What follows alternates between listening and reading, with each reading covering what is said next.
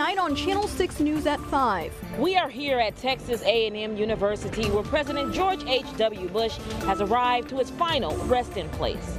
Then Heidi trades in the camera for the microphone as a radio personality in Hiring Heidi. And rain has moved into Central Texas today, and it's going to be sticking around for multiple days. We'll have that latest forecast coming up. Channel 6 News starts right now. Good evening and thanks for joining us. I'm Imani Payne. Chris and Leslie have the night off.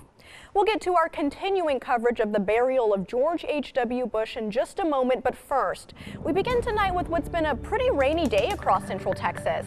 Meteorologist Zach Scott is standing by, and Zach, how long will this be sticking around? Well, it's going to be sticking around for multiple days, Imani, several hours across really the entire region. We've been talking about it going back a week ago today, the potential for a good soaker for all of Central Texas, and it starts today. The precipitation's been light, but it will just continue to be around again tonight through the day, Friday night, and lingering into Saturday, with maybe the heaviest stuff coming Friday, especially as we go Friday evening into Friday night. Right now, it has been off and on, light rain to moderate at times with a lot of drizzle and mist. The frontal boundary is still to the north. It's getting closer. We've got plenty of moisture streaming out ahead of it, and that's why temperatures are holding into the 50s with the very thick cloud cover and on and off drizzle. 54 Temple, 54 Georgetown, 51 Hamilton, 54 Mexia. Temperatures will slip a little bit into the upper 40s to low 50s as we go into the overnight hours.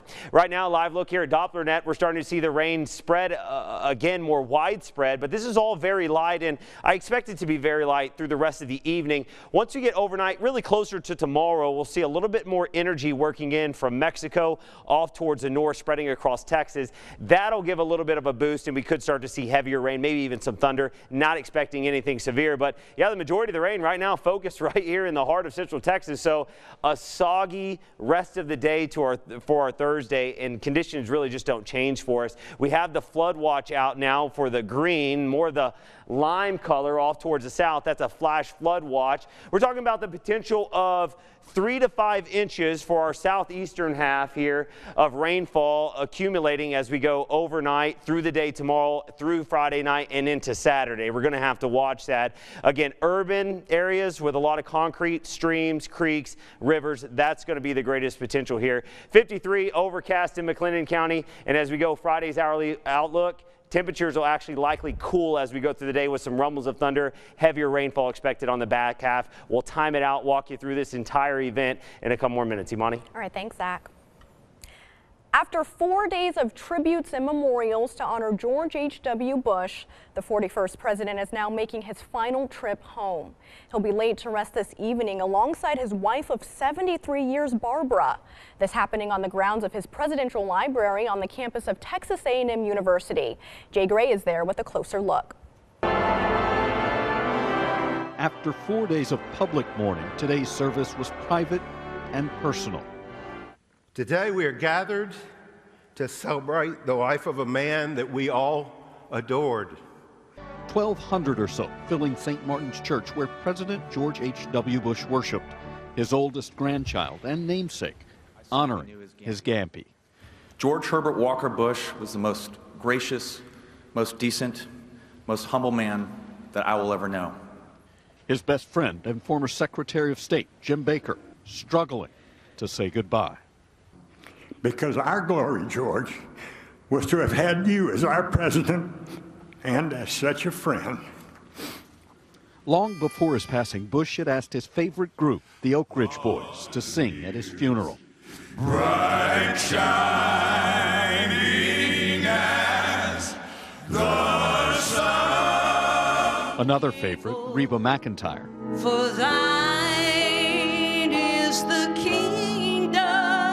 Brought President George W. Bush to tears. As his flag-draped casket left the chapel and adopted hometown of Houston for the last time, thousands lined the streets and train tracks leading to College Station as a locomotive bearing his name carried the 41st president back to the place he always felt most comfortable, at his wife's side.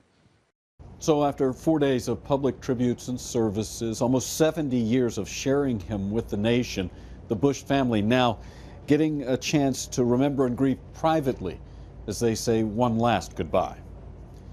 Jay Gray, NBC News, College Station, Texas. And for all of our coverage on the 41st president, head over to our website, kcentv.com. There you can read our heartwarming story about a boy inspired by George H.W. Bush to become a pilot. Now to some breaking news in the closely watched Joe Bryan case. Today, Judge Doug Shaver denied Bryan's request for a new trial.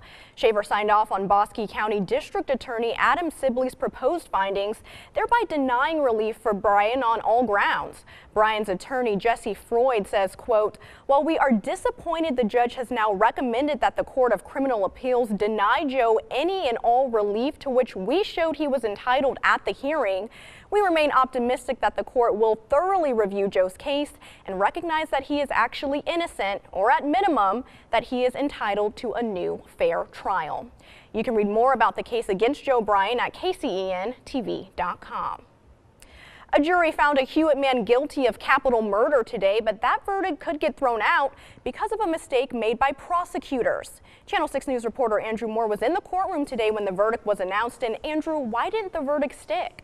Imani, Tyler Clay was found guilty of hiring a hitman to kill someone who robbed him, but immediately after the verdict was read, his defense lawyer moved for a mistrial. He says the prosecution showed the jury an unredacted video after being instructed not to do so. The jury was supposed to see a different interview video of the defendant that had a few seconds cut out of it. The mistake was caught afterwards, and the judge ordered the jury not to consider that part. But attorney Randy Schaefer insisted the damage was already done. The prosecution claimed his objection came too late. After a brief discussion, Judge Matt Johnson decided he needed a few days to review the case precedent before making a decision on the mistrial. Prosecutors would not talk to us today, but Schaefer did and said the evidence had been sloppy all trial. To take evidence that has been excluded and play it to a jury during final argument and then say, oh, am I bad? It was an honest mistake. My investigator gave me the wrong disc. Right. I don't buy it. I don't believe it. Judge Johnson will make a decision on the case December 20th. Amani? All right, thanks, Andrew. And in Temple, a man has died after a shooting, and now police are trying to figure out who was behind the act and why. It happened last night at the Walmart on West Adams. Officers arrived on scene to find 18-year-old Isaac Colehouse, who had been shot, but the gunman was nowhere to be found. The teen was rushed to the hospital where he later died. Anyone with information about the shooting is asked to contact Temple Police. Little River Academy's former fire chief and his son are facing charges tonight after allegedly stealing thousands of dollars from the department. Investigators say both David Borders and his son William Borders used the fire department's debit card over the course of several years, taking out money for themselves. Investigators say they were tipped off by a representative of the fire department and later found that the pair were taking out as much as $4,000 a month. Both men resigned from the department in July when confronted about the allegations. Well, still to come on Channel 6 News at 5, Texas Today's Heidi Alaga takes her talents to the radio airways. See how she does next in tonight's Hiring Heidi. Hey, Amani, well, since I arrived about 30 minutes ago, the response from the public has been incredible. We have seen a lot of people donate, books like this, toys, DVDs, and how about this? The Ladies Lions Club just showed up with 4 baskets. Absolutely incredible. We will talk to them later on in the show, but for now we're at... Welcome back. Well, it's Thursday, and that means it's time for another Hiring Heidi. This week, Texas Today anchor Heidi Alaga used her voice to see if she can get hired at Waco 100. Take a look. Nick Canizales is taking over at tonight's Camo Santa Toy Drive. We'll check in with him in just a moment. Hey, if you close your eyes... Welcome back. Shortly after being elected, President George H.W. Bush was approached about having his presidential library at Texas A&M University. It said that the president fell in love with the school and the military culture the university provided. Channel 6 News reporter Jasmine Caldwell is live in College Station at the George Bush Presidential Library, where the president will be buried on the grounds. Hey, Jasmine. Well, Imani, after days of mourning, this is where the Bush family said their final goodbyes. Just moments ago, we got to see George W. Bush wave to the media after he left his father's gravesite. And when the motorcade came by this library, it was very somber and very quiet. We weren't allowed to speak when the motorcade was passing the library. And to honor the president, the U.S. Navy conducted a 21-strike fighter aircraft flyover. The public was not allowed to be here at the library. This is where the Bush family had to have their privacy as President Bush's casket was placed in his grave. Now, George and Barbara Bush are buried here at the library next to their daughter Robin, who died from leukemia in 1953. The public will be able to visit their gravesite starting this Saturday. Reporting live from College Station, Jasmine Caldwell, Channel 6 News. All right, thanks, Jasmine, and we'll check back in with you tonight at 6. All right, well, let's go ahead and send it over to Zach Scott. Zach, how are things looking outside? Yeah, pretty soggy. Warm up. We're pushing 60s as we get to later part of next week, but it could come crashing down behind a front that moves in on Friday. You already know how I feel about the rain. All right. Not your thing? No. Well, rain or shine, that's not stopping people from donating toys. The holiday season is upon us, so Channel 6 and HEB are teaming up for our Camo Santa toy drive. Channel 6 Sports Director Nick Canizales is at the Hewitt HEB with more. Hey, Nick. Well, Imani, over here at HEB in Woodway, this is one of 11 drop-off locations. Of course, you can also drop it off at our station in downtown Temple.